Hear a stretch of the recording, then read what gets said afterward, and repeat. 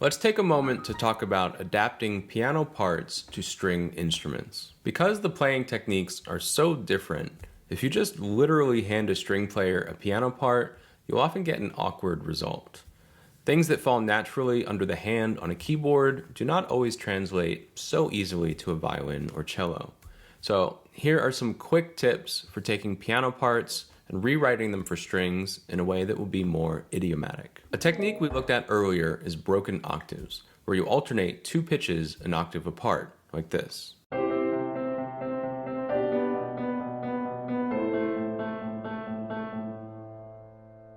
On the piano, broken octaves are very playable, and they can make for a very exciting and energetic sound. But giving this pattern verbatim to a string instrument will be awkward, so a better alternative is to reduce the pattern to its two basic parts, the pitches and the energetic rhythm. So here we give the two different octaves to two different instruments and have them play at a doubled rhythm. That way we get the same energy, but it's very easy to play for a string player.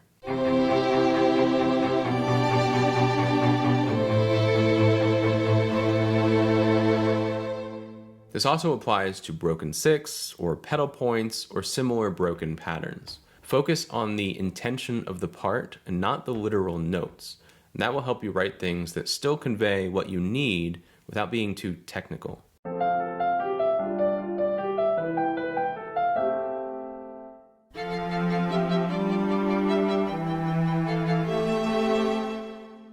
Another common piano pattern you'll come across is broken arpeggios. This is another thing that is playable on strings, but you can make them even more fluid with some changes. Once again, break it down into the important parts, the notes and the rhythm. So if you have an eighth note repeating arpeggio like this,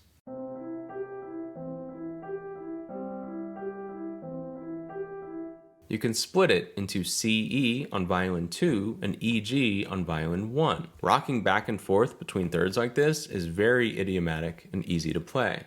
It still gives you all the notes you need for the chord, but it will sound very fluid and string-like.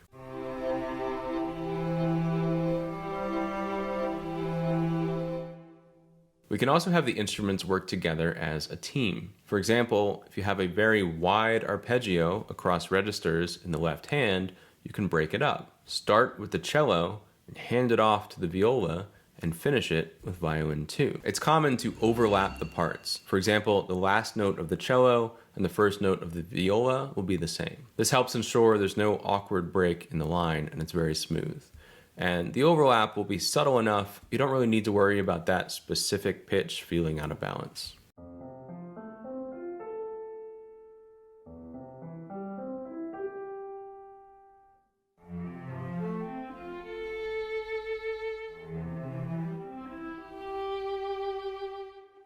Remember that the piano is pretty limited as far as color and timbre goes, but the strings have a wealth of playing techniques. Take advantage of these different colors and try to remember that they are available options. So if you have a passage that is quiet, you might want to change it to pizzicato.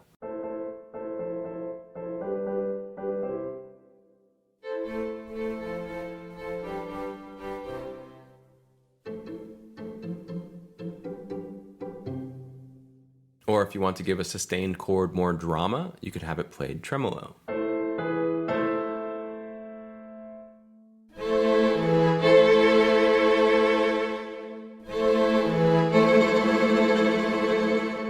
A technique that's particularly relevant to anime and JRPG styles is glissando or portamento, which is when you slide between notes.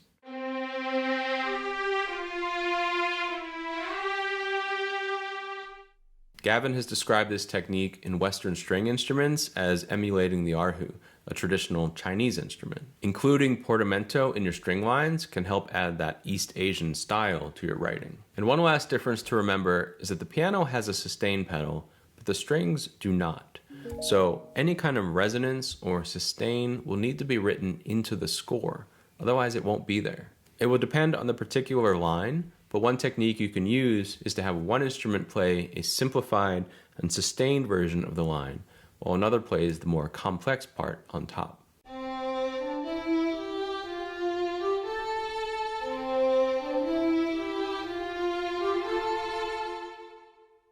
With these considerations in mind, we'll end up with more string-friendly parts, which will either make our mock-up sound more realistic, or, if we're lucky enough to work with real musicians, make for more comfortable parts. In the next lesson, we'll talk about using the string section and piano together.